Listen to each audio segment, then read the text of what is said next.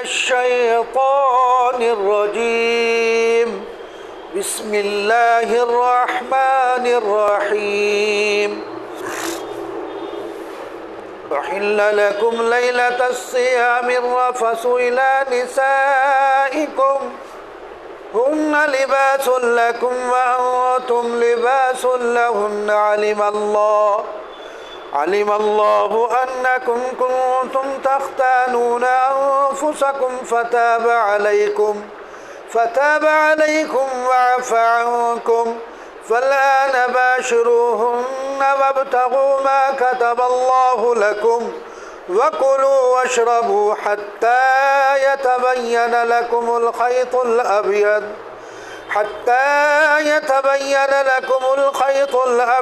من الخيط الأسود من الفجر ثم أتموا الصيام إلى الليل ولا تباشروهن وأنتم عاكفون في المساجد تلك حدود الله فلا تقربوها كذلك يبين الله آياته للناس لعلهم يتقون۔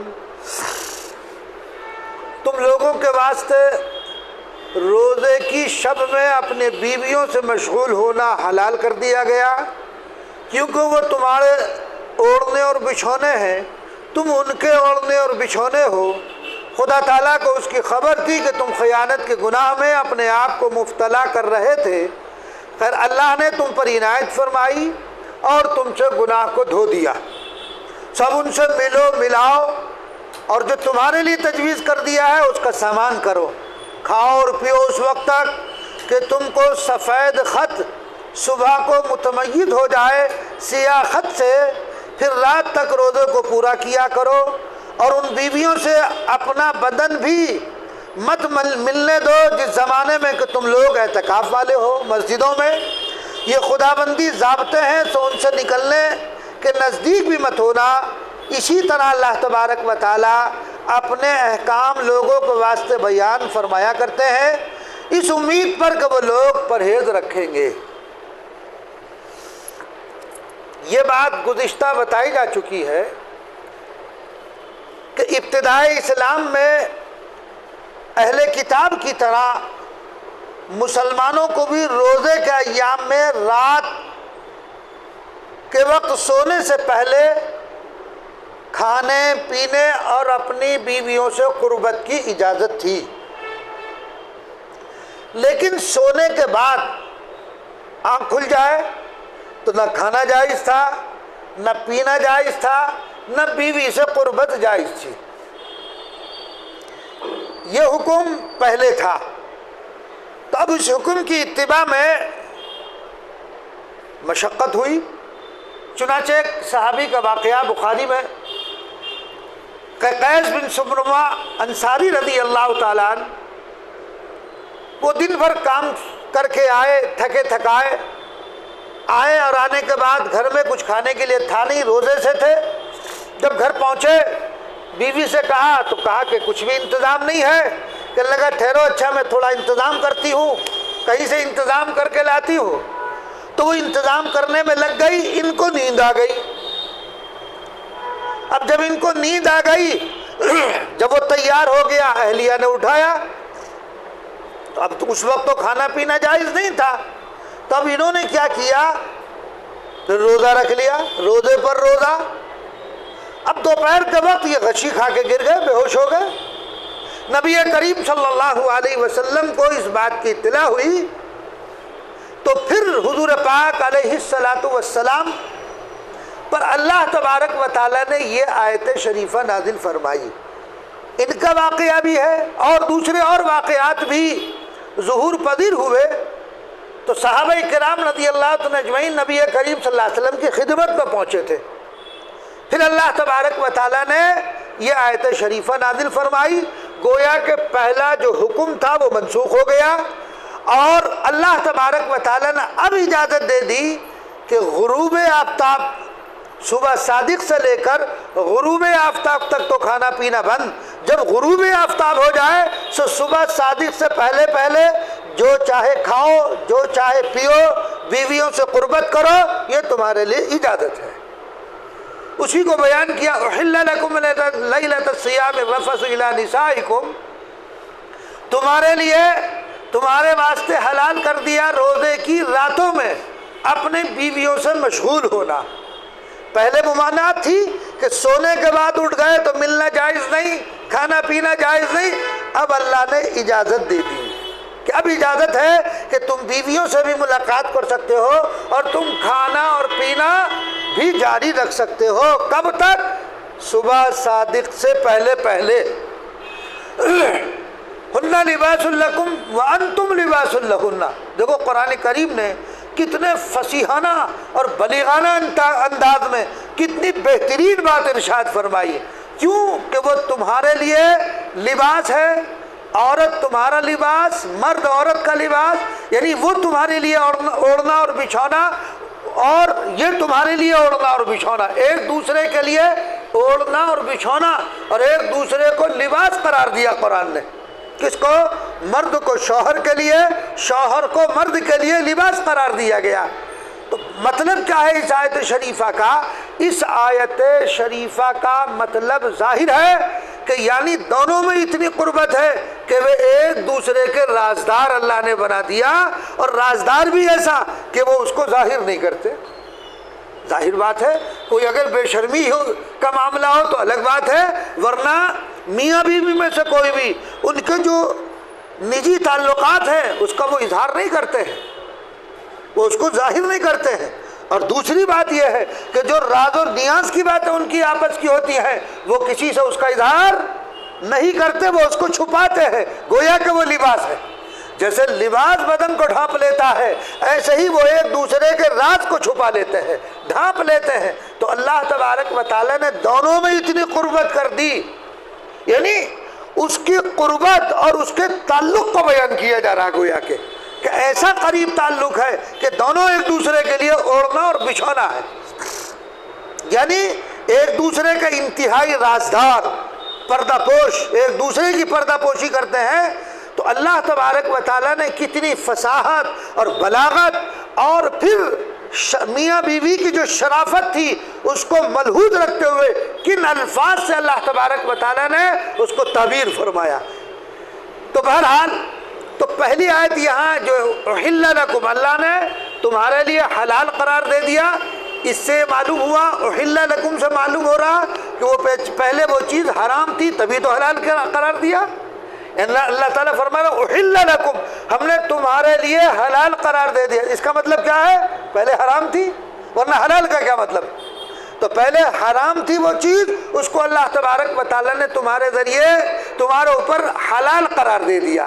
تو اس آیت نے پہلے والا جو حکم تھا کہ سونے کے بعد جب آدمی بیدار ہو تو کھانا پینا اور بیوی سے ملاقات کرنا اس کو ناجائز قرار دیا گیا تھا، اب اللہ نے تمہارے لیے حلال کر دیا۔ لیکن ایک بات یاد رکھیے گا، پہلی جو بات ہے کہ پہلے کھانا پینا سونے کے بعد جب آنکھ کھلے بیوی سے قربت اور کھانا پینا حلال نہیں، یہ قرآن میں کہیں نہیں ہے، یہ بات قرآن میں نہیں ہے، تو پھر کہاں ہے؟ یہ بات نبی کریم صلی اللہ علیہ وسلم کی سنت سے ثابت ہے، گویا کہ آپ کے حکم سے یہ بات ثابت ہے۔ صحابہ آپ کے حکم پر عمل کرتے تھے تو یہ آپ کا حکم تھا، قرآن میں مذکور نہیں، رسول اللہ صلی اللہ علیہ وسلم کی تعلیم سے صحابہ کرام اس حکم پر عمل کرتے تھے۔ اس سے صاف معلوم ہوا، صاف ثابت ہوا کہ سنت سے ثابت شدہ بعض احکام کو قرآن کے ذریعے بھی منسوخ کیا جا سکتا ہے، یعنی جو بات نبی کریم صلی اللہ علیہ وسلم سے ثابت ہو قرآن مجید سے اس کو منسوخ کیا جا سکتا ہے۔ تو ثبوت احکام شرعیہ کے لیے نبی کریم صلی اللہ علیہ وسلم کا ارشاد بھی مثل قرآن کے ہے، حضور کا حکم مثل قرآن کے ہے، اس لیے کہ نبی کریم صلی اللہ علیہ وسلم نے جس چیز کا حکم دیا قرآن اس کو منسوخ کر رہا ہے، تو اس کا مطلب کیا ہے کہ وہ حکم بھی قرآن ہی کی طرح گویا تھا، اس لیے اللہ نے پھر اس حکم کو کیا کر دیا؟ منسوخ کر دیا۔ تو اب حکم کیا ہو گیا؟ اب حکم یہ ہے کہ آپ اپنی بیویوں سے غروب کے بعد مل سکتے ہیں، کھا پی سکتے ہیں۔ چنانچہ آگے اسی کو بیان کیا، علم اللہ انکم کنتم تختانون انفسکم فتاب علیکم وعفا عنکم۔ دیکھو صحابہ کرام رضی اللہ عنہم اجمعین، جیسا کہ میں نے بھی ایک صحابی کا واقعہ بیان کیا کہ وہ دن بھر کے تھکے تھکائے آئے، بیوی انتظام میں لگی، نیند آ گئی، اب بیچارے کھا پی نہیں سکتے تھے، روزے پر روزہ رکھ لیا۔ اسی طرح بعد صحابہ کرام رضی اللہ عنہم اجمعین سو گئے، سب سو کر بیدار ہوئے تو بیوی سے ملاقات کر لی، نبی کریم صلی اللہ علیہ وسلم کی خدمت میں وہ حاضر ہوئے اور آنے کے بعد اطلاع کی۔ تو اللہ تبارک و تعالیٰ نے، یہ اللہ تبارک و تعالیٰ کو علم تھا کہ ایسا ہوگا، علم اللہ انکم کنتم تختانون انفسکم، خدا کو اس کی خبر تھی کہ تم خیانت کے گناہ میں اپنے آپ کو مبتلا کر رہے تھے۔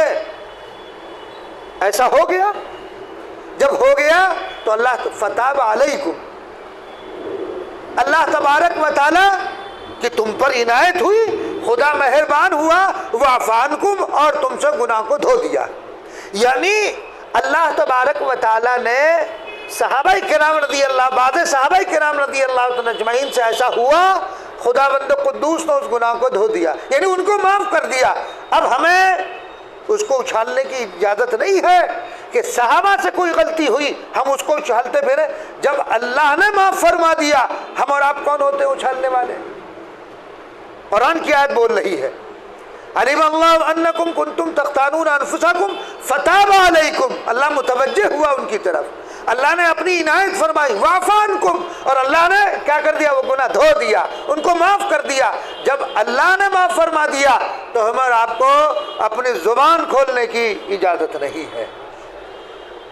فلا نباشروہن وابتغوا ما كتب اللہ لکم، سو اب ان سے ملاؤ اور جو تمہارے لیے تجویز کر دیا ہے اس کا سامان کرو، کلو وشربو۔ دیکھو اللہ تبارک و تعالیٰ اپنے مخلوق پر کتنا مہربان ہے کہ اللہ تبارک و تعالیٰ نے اس کی اجازت دے دی، وہ حکم منسوخ ہو گیا کہ اب جو ہے چاہے تم تھک ہار کر آؤ، سو گئے تو اب آپ سونے کے بعد یعنی رات میں غروب کے بعد سو یا مت سو، دونوں صورتوں میں تمہارے لیے کھانا اور پینا اور بیوی سے انتفاع فائدہ حاصل کرنا یہ تمہارے لیے جائز ہو گیا۔ سو اب ملو اور ملاؤ، اور جو تمہارے لیے تجویز کر دیا اس کا سامان کرو، کلو وشربو، کھاؤ اور پیو، حتی یتبین لکم الخیط الابیض من الخیط الاسود من الفجر، اس وقت تک۔ دیکھو یہاں جو آیت شریفہ ہے کہ جب صبح کی سفیدی ظاہر ہو جائے اس سے پہلے پہلے تم کھاؤ اور پیو، رات کی جب تاریکی یعنی رات جب تمہیں محسوس ہو جائے، رات ظاہر ہو جائے، رات داخل ہو جائے، تو اب کیا کرو تم؟ تمہارے لیے جو صبح سے کھانا پینا یعنی جب صبح کی افق میں سفید کنارے پر سفیدی ظاہر ہو گئی تو کھانا پینا بند کر دو، بند کر دیا گیا۔ اب کب تک کے لیے؟ جب رات آ جائے، شام ہو جائے۔ تو اب اللہ تبارک و تعالیٰ نے اس وقت کے لیے ممانعت کر دی کہ روزہ جو اس کا نام ہے، جب سورج ڈوب جائے، غروب ہو جائے تو غروب ہونے کے بعد اب تمہیں اجازت ہے کھاؤ اور پیو۔ تو اللہ نے کیا فرمایا؟ کلو وشربو، کھاؤ اور پیو، حتی یتبین لکم الخیط الابیض من الخیط الاسود من الفجر، اس وقت تک کہ تم کو سفید خط صبح کا ممیز ہو جائے۔ سیاہ خط سے یہ کوئی کالا دھاگا یا سفید دھاگا مراد نہیں ہے، بلکہ آپ دیکھیں گے صبح کے وقت میں آسمان کے کناروں پر سفیدی سی پھیلی ہوتی ہے، وہ مراد ہے یہاں پر۔ اور پھر اللہ نے کیا فرمایا؟ ثم اتموا الصیام الی اللیل۔ اچھا اب روزے کی حد بیان کر دی، جب سفید دھاری نازل ظاہر ہو جائے اس وقت کھانا پینا بند۔ کب تک؟ اتموا الصیام الی اللیل، اپنے روزے کو پورا کرو رات ہونے تک۔ جب رات ہونے تک، گویا کہ جب سورج ڈوب گیا اور رات کا ظہور ہونے لگا تو اب کیا کرو آپ؟ ظاہر بات ہے کہ جب آفتاب غروب ہو جائے گا، رات آ جائے گی، تو اب آپ نے جو روزہ صبح صادق سے رکھا نیت کی تھی اب آپ اس کی تکمیل ہو گئی، اب آپ کھاؤ اور پیو، اجازت دے دی گئی ہمیں۔ ثم اتموا الصیام الی اللیل ولا تباشروہن وانتم عاکفون فی المساجد۔ لیکن ایک اللہ تبارک و تعالیٰ نے ایک حکم اور بیان فرمایا. دیکھو تم صبح صادق سے غروب تک کھانے پینے سے جماع سے رک گئے، غروب کے بعد کھانا اور پینا جائز، بیوی سے ملاقات بھی جائز ہے نا. آگے حکم بیان کر دیا گیا اگر تم حالت اعتکاف میں ہو تو کھانا پینا تو جائز ہے، بیوی سے ملاقات نہیں کر سکتے. سمجھ بات آ گئی؟ اللہ اسی کو بیان فرما رہے وَلَا تُبَاشِرُهُنَّ وَأَنْتُمْ عَاكِفُونَ فِي الْمَسَاجِدِ. ان بیویوں سے اپنا بدن بھی ملنے مت دو جس زمانے میں تم لوگ اعتکاف والے ہو مسجدوں میں، جس زمانے میں تم مسجدوں میں اعتکاف کیے ہوئے ہو. چونکہ مردوں کے لیے حکم یہ ہے کہ اس کا اعتکاف مسجد میں ہوگا، گھر میں نہیں. عورت کا اعتکاف گھر میں ہوگا، مردوں کا اعتکاف مسجد میں ہوگا. یہ آیت شریفہ سے معلوم ہوا یعنی اگر بیوی مسجد میں ملنے کے لیے آ گئی تو ملاقات تو کر سکتے ہیں، لیکن اللہ نے کیا فرمایا؟ ایک دوسرے کا بدن آپس میں ملے نا. جو مخصوص ملاقات ہے اس کو حرام قرار دے دیا گیا. اب وہ ملاقات نہیں ہو سکتی ہے. ہاں ویسے اگر آئے خیر خیریت پوچھنے کے لیے اس کی اجازت ہوگی. تو اعتکاف کہاں؟ مساجد میں. لہذا مسجد میں بھائی جب آدمی نے اعتکاف کر لیا تو اعتکاف کرنے کی صورت میں رات کا کھانا پینا تو حلال ہو گیا، لیکن بیوی حلال نہیں ہونے کی، اس سے مباشرت نہیں کر سکتے آپ. یہی آپ ایک مسئلہ یاد رکھیے گا.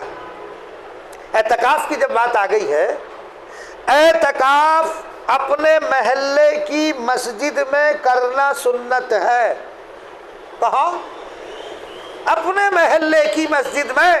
اگر کوئی شخص محلے کی مسجد کو چھوڑ کر کوئی بمبئی اعتکاف کے لیے جا رہا، کوئی اور کہیں جا رہا اور محلے میں کوئی نہیں بیٹھا تو وہ بھی گنہگار ہوگا. اور یہ بھی یاد رکھیے کرائے پر اجرت دے کر اعتکاف کے لیے بیٹھانا یہ بھی درست نہیں ہے. ایسے ہی ہو رہا ہے. سہارنپور کی بات بتا رہا ہوں میں آپ کو. کئی مسجدوں کا علم مجھے ہے کہ صاحب اس کو کرائے پر بیٹھا کرے اللہ کی عبادت، اور وہ بھی کرائے پر. کتنے شرم کی بات ہے. پھر تو اس کا مطلب یہ نماز بھی کرائے پہ پڑھوا لو کہ بھائی لو پیسے لو میری طرف سے پڑھ دینا. یہ جذبہ ہمارے اندر ہونا چاہیے، ہر ایک کے اندر ہونا چاہیے کہ اعتکاف اپنے محلے کی مسجد میں کیوں کرائے پر آپ اعتکاف کروا رہے ہیں. اور دوسری ایک بات اور سن لیجئے، یہ جو آج کل اعتکاف ہو رہا نا، ہزاروں کی بھیڑ مسجدوں میں جمع ہو جاتی ہے بزرگوں کے یہاں، یہ بھی کوئی ثابت نہیں ہے. یہ بھی بدعت بنتا جا رہا. ہزاروں لوگ آ رہے ہیں، اس کے لیے پمفلٹ چھپ رہے ہیں، اس کے لیے ایک دوسرے کو دعوت دی جا رہی ہے کہ حضرت جی کے ہاں اعتکاف کرنا، حضرت جی کے ہاں اعتکاف کرنا. اعتکاف کے لیے دعوت کیوں دے رہے ہو آپ؟ کہ نبی کریم صلی اللہ علیہ وسلم نے دعوت دی ہے کہ مکہ مکرمہ سے مدینہ منورہ کو اعتکاف کرنے گیا، ملک شام سے کوئی اعتکاف کرنے مدینہ منورہ آیا؟ یہ جو ایک بھیڑ شروع ہو گئی ہے کہ مسجد میں ہزاروں لوگ جمع ہیں اور محلے کے لوگوں کو نماز پڑھنے کی جگہ نہیں مل رہی ہے، وہاں اتنے معتکفین ہو گئے. یہ تو اعتکاف کی بات ہے. یاد رکھنا مسئلہ. فقہا نے مسئلہ لکھا کہ اگر محلے کی مسجد محلے والوں پر تنگ پڑ رہی ہے تو دوسرے محلے والوں کو نماز سے روک سکتے ہیں کہ بھائی تم اپنے محلے میں پڑھو.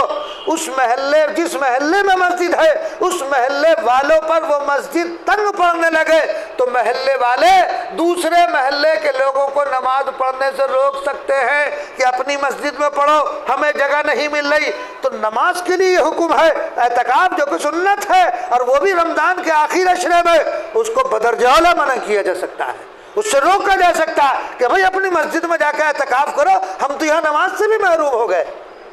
یہ جو ہزاروں کی بھیڑ جمع ہو رہی ہے، کھانے چل رہے ہیں، پکوان چل رہے ہیں، کھائی جا رہی ہیں ایک سے ایک نعمتیں. اور مزید بات یہ میں نے خود دیکھا ہے، اس کے لیے باقاعدہ چندہ ہو رہا ہے. میں نے بمبئی میں خود دیکھا اعتکاف کے لیے چندہ کیا جا رہا ہے. اس کی اجازت کہاں ہے؟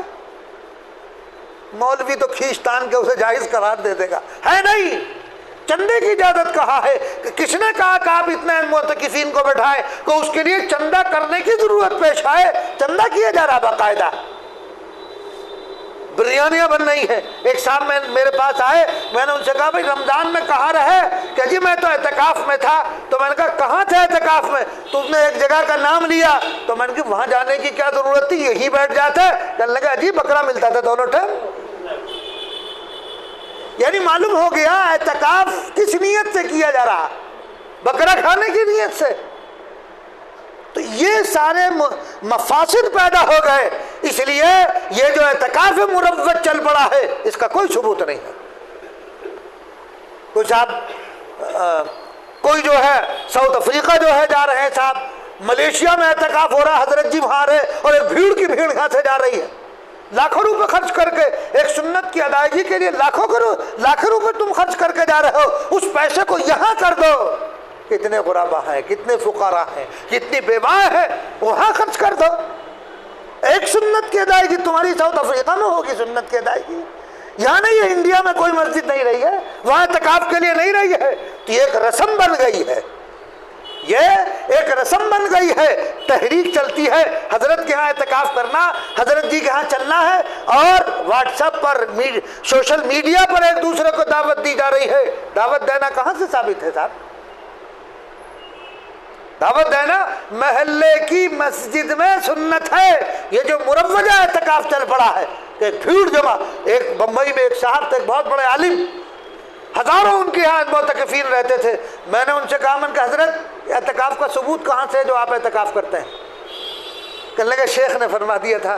تو میں نے کہا ذرا سا گستاخی ہوگی, معاف فرمائے, ہم نے دلائل 4 پڑھے تھے, کتاب اللہ, سنت رسول اللہ, اجماع امت اور قیاس. یہ 4 دلیلیں ہیں. شیخ 5ویں کوئی دلیل نہیں ہے, شریعت میں شیخ کوئی دلیل نہیں ہے. چل رہا ڈر رہا, جدھر کو چل دیے. یہ نہیں دیکھ رہے کہ سنت کیا ہے. بدعات اسی طرح تو بنتی ہے. ارے شروعات اچھی ہوتی ہے, بدعات اسی طرح شکل اختیار کر جاتی ہے. تو وہ کھانے بھی ہو رہے, کھانے بھی چل رہے, اور بس عجیب و غریب ہے جو حالات میں دیکھتا ہوں بس وہ مجھے ہی پتا. جو کہ جہاں اعتکاف کرتے ہیں بمبئی میں بھی کئی جگہ دیکھا کہ وہاں بھیڑ رہتی ہے, نمازیوں کو جگہ نہیں ملتی, اور وہ معتکفین ایک کثیر تعداد میں جمع ہے. تو بھائی کسی نے کہا اس طرح کا اعتکاف کو, فرائض کا اہتمام نہیں, سنن کا اتنا اہتمام, فرائض کو چھوڑ بیٹھے ہیں. الامان والحفیظ. اجی یہی کی بات بتا رہا ہوں میں. یہی ایک گاؤں والا دارالفتہ میں آیا, میں کہا بھائی اپنے گاؤں میں بیٹھا کرو. اجی مفتی جی تمہیں کیا پتا, کھانا پینا اچھے کو مل جا. تو کھانے پینے کے لیے پڑا ہوئے, وہ کوئی اعتکاف تھوڑی کر رہے ہیں اللہ کی رضا کے لیے. اعتکاف کا مقصد کیا تھا, وفات ہے. اعتکاف کیوں ہے؟ گپاشتی چل رہی, اعتکاف میں دعوتیں چل رہی, کھانے پینے چل رہے خوب. ارے کس مقصد کے لیے بیٹھا تھا اعتکاف میں؟ کیا مقصد تھا؟ عبادت, اللہ کی رضا, شب قدر کی تلاش. وہ کہاں ہے تلاش؟ رات بھر باتیں کریں گے, دن بھر پڑھ ہوئے سو رہے, حضرت جی پڑھ ہوئے سو رہے, اور صاحب وہ پردہ ڈال دیا, سو رہے. نہ قرآن کی تلاوت ہو رہی ہے, نہ ذکر و اذکار ہو رہا, گفتگو ہو رہی, تھوڑی بہت دیر کر لیا. تو اس لیے یہ جو اعتکاف کی شکل رائج ہو گئی ہے, اعتکاف جو اعتکاف مروج ہے اس کی بات میں کر رہا ہوں. جو اعتکاف رائج ہو گیا ہے اس اعتکاف کا کوئی ثبوت نہیں ہے, کہنے کو کوئی کچھ بھی کہا جائے. تو یہاں فرمایا اللہ تبارک و تعالیٰ نے وَلَا تُبَاشِرُهُنَّ وَأَنْتُمْ عَاكِفُونَ فِي الْمَسَاجِدِ. کیا ہے؟ روزہ رات میں تمہیں اجازت دے دی گئی, لیکن اگر معتکف ہو تو حالت اعتکاف میں اجازت کیا ہے؟ بیوی سے ملنے ملانے کی, جسمانی قربت کی اجازت نہیں ہے. تِلْكَ حُدُودُ اللَّهِ فَلَا تَقْرَبُوهَا. یہ خدا بندی ضابطے ہیں, یہ اللہ کی حدود ہیں. کیا کہا گیا؟ یہ اللہ کی حدود جو بیان کیا گیا اوپر, یہ اللہ کی باندھی ہوئی حدیں ہیں. ان حدوں کو پار مت کرنا, ان حدوں کے اندر رہنا. تِلْكَ حُدُودُ اللَّهِ فَلَا تَقْرَبُوهَا. یہ خدا بندی ضابطے ہیں, سو ان سے نکلنے کے نزدیک بھی مت ہو جانا, ان کے قریب بھی مت جانا. دیکھو اللہ تبارک و تعالیٰ نے قرآن مجید میں فرمایا, پیچھے گزر چکا ہے, حضرت آدم علیہ السلام کو حکم دیا گیا جنت میں رہو سہو, جو چاہے کھائے پیو, اجازت ہے. وَلَا تَقْرَبُوهُنَّ هَذِهِ الشَّجَرَةَ. اس درخت کے قریب مت جانا. ظاہر بات ہے جب قریب جانا منع ہے تو کھانا تو بدرجہ اولا منع ہوگا. بھائی جب قریب اس درخت کے قریب جانے کی ممانعت کر دی تو اس کا جو پھل ہوگا وہ کھانے کی اجازت ہوگی؟ تو تلک حدود اللہ فلا تقربوها، اللہ کی حدود ہے، ان کے قریب مت جاؤ۔ ظاہر بات ہے جب قریب جانے کی اجازت نہیں تو ان کو پار کرنے کی، ان حدوں کو توڑنے کی اجازت کیسے ہو سکتی ہے؟ تو فرمایا کہ اس درخت کے قریب مت جانا آدم علیہ السلام کو، فلا تقربوا هذه الشجرہ، اس درخت کے قریب مت جانا، مطلب قریب تو جانا ہی نہیں، یعنی پھل تو کھانا ہی نہیں، کھانا تو درکنار، اس کے قریب بھی مت جانا۔ تو یہ اللہ کی باندھی ہوئی حدیں ہیں، اس کے قریب مت جانا، یعنی ان کو پار کرنا تو ممنوع ہے ہی، ان کے قریب بھی مت جانا۔ كذلك يبين الله آياته للناس لعلهم يتقون، اسی طرح اللہ تبارک و تعالیٰ اپنے احکام لوگوں کے واسطے بیان فرمایا کرتے ہیں۔ اللہ تبارک و تعالیٰ لوگوں کے لیے، مخلوق کے لیے احکامات کو اسی طرح کھول کر واضح طور پر بیان فرماتے تاکہ لوگ اس پر عمل کرنے والے بنے، لوگ اس کو اپنی عملی زندگیوں میں داخل کرنے والے بنے۔ اور مقصد کیا ہے؟ لعلہم یتقون، اللہ احکامات کو بیان فرما رہا کھول کھول کر تاکہ تم پرہیزگار بن جاؤ، تاکہ تم کیا بنو؟ پرہیزگاری تمہارے اندر آ جائے، یعنی ان احکامات کی پابندی کرنے سے تمہارے اندر پرہیزگاری آ جائے گی۔ تو اللہ کھول کر احکامات کو بیان فرما رہا ہے تاکہ تمہارے اندر پرہیزگاری آ جائے، تم متقی بن جاؤ، تم پرہیزگار بن جاؤ، تم اللہ تبارک و تعالیٰ سے ڈرنے والے بن جاؤ۔ اس لیے خدا بند قدوس احکامات کو کھول کر کے بیان فرما رہے، کذالک یبین اللہ، اسی طرح اللہ تبارک و تعالیٰ اپنے احکام کو لوگوں کے واسطے بیان فرمایا کرتے ہیں اس امید پر کہ وہ لوگ پرہیز رکھیں، تقوی اختیار کریں، اللہ تبارک و تعالیٰ سے ڈریں، حدود کو پار کرنے والے نہ بنیں۔ تو جو حدود بیان کی گئی ہے ان حدود کے قریب بھی مت جاؤ، چاہے کہ تم ان کو پار کرو۔ اللہ تبارک و تعالیٰ ان احکامات پر ہم سب کو عمل کرنے کی توفیق عنایت فرما، ہر برائی سے اللہ ہماری حفاظت فرما۔ اللہم صلی علی سیدنا و نبینا و مولانا محمد عبدہ و رسولہ، اے اللہ ہمارے گناہوں کو معاف فرما، خطاؤں کو درگزر فرما، ہم سب پر رحم اور کرم کا معاملہ فرما، عافیت اور سلامتی کا معاملہ فرما۔ اے اللہ اس وقت جو صورتحال رائج ہے، اے اللہ تین احوال سے ہماری حفاظت فرما، احوال سیئہ سے حفاظت فرما، اسلام اور مسلمانوں کے خلاف جو ایک مہم جاری ہے اے اللہ اس سے ہماری حفاظت فرما۔ رب کریم ہمیں سنت و شریعت پر جما دے، سنت و شریعت پر عمل کرنے والا بنا دے۔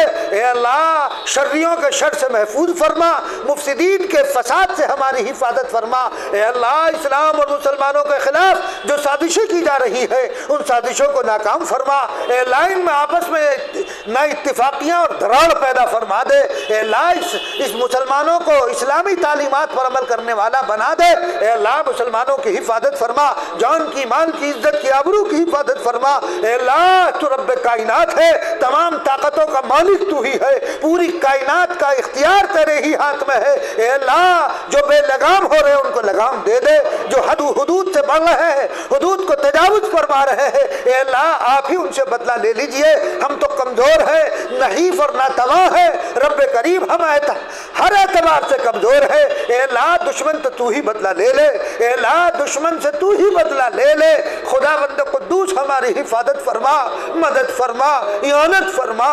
رب کریم ہمیں دین پر استقامت نصیب فرما۔ اے اللہ پورے عالم کے مسلمانوں کی